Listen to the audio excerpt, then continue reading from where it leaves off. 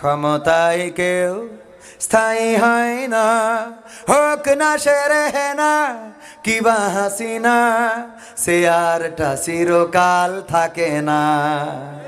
ক্ষমতায় কেউ স্থায়ী হয় না, মুজিবুর বেশি দিন থাকেনি, জিয়াউর কেউ তো রাখেনি। মুজিবুর বেশি দিন থাকেনি, জিয়াউর কেউ তো রাখেনি। এরশাদ চলে গেছে পৃথিবী ছেড়ে, এরশাদ চলে গেছে পৃথিবী ছেড়ে, কেউ আজ তার কথা কয় না। ঠিক না বেঠে? ক্ষমতায় কেউ স্থায়ী হয় না, হোক না সে রেহেনা কিবা হাসিনা, সে আরটা চিরকাল থাকে না। দাদুর কাছে কই গেল সেই সালমের, কোথায় গেল সালমের কোটি কোটি টাকা, ওদের সারা দেশটা এখন লাগে। ঠিক না বেঠে? ভাইয়ের আমার, এখন আমি বোঝানোর জন্য গানটা গাইলাম, আমি কিন্তু কারোর অন্য কোনো জন্য গান গাইনি, উদাহরণ দিলাম।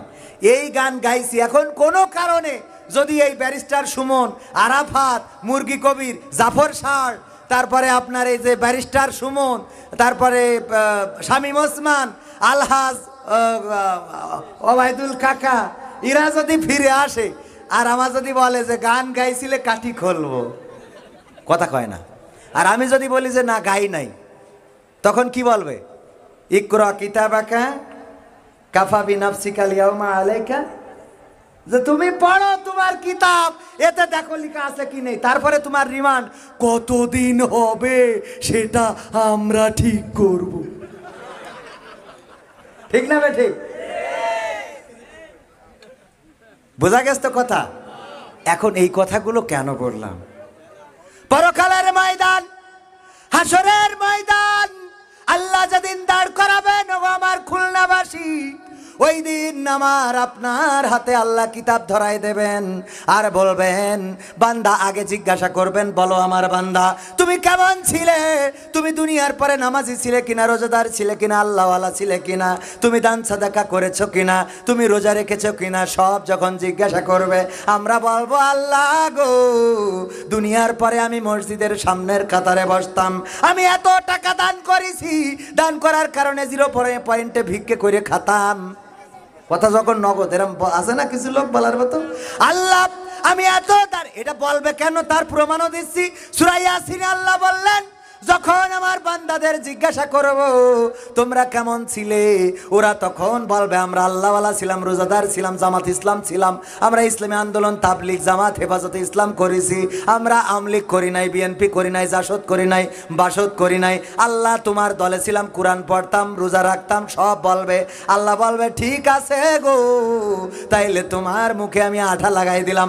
আল-ইয়াউমা নাখতিমু আলা আফওয়াহিহিম ওয়া তুকাল্লিমুনা আইদিহিম ওয়া তাশহাদু আরজুলুহুম বিমা কানু ইয়াকসিবুন।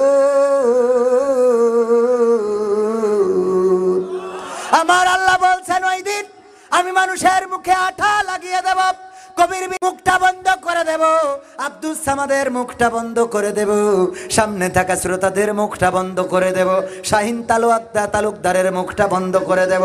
তার হাত আমার সাথে কথা বলবে, তাদের পা তাদের কৃতকর্মের সাক্ষ্য দেবে। এই হাত দিয়ে রাত জেগে জেগে কার সাথে চ্যাটিং মেরেছো, ও গোয়ালতা সুন্দরী তোমারে বড্ড ভালো লাগে, মেসেজ লিখেছো অথবা ফ্রি ফায়ার খেলেছো, যে উস্কা মারো উস্কা ধরো ডিডিডিডুম, আছে না নাই? আছে না নাই? হাত বলবে আল্লাহ, এই যুবকেরা রাত জেগে চায়ের দোকানে, বটগাছের গোড়ায়, শিকড়ের উপরে বসে বসে, ব্রিজের উপরে বসে এইভাবে আঙুল দিয়ে আমার করেছে করেছে।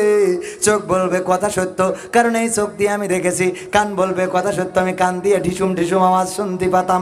পা বলবে কথা সত্য গো, গভীর রাতে এই পা দিয়ে আবার খেলা করে তারপরে বাড়িতে যেত। এই বললাম ফ্রি ফায়ার, পাবজি, টিকটকারদের কথা। এবার যারা মুরব্বী তারা আইল ফাঁকি দিয়ে লোক আল্লাহর ওলি আছে না নাই?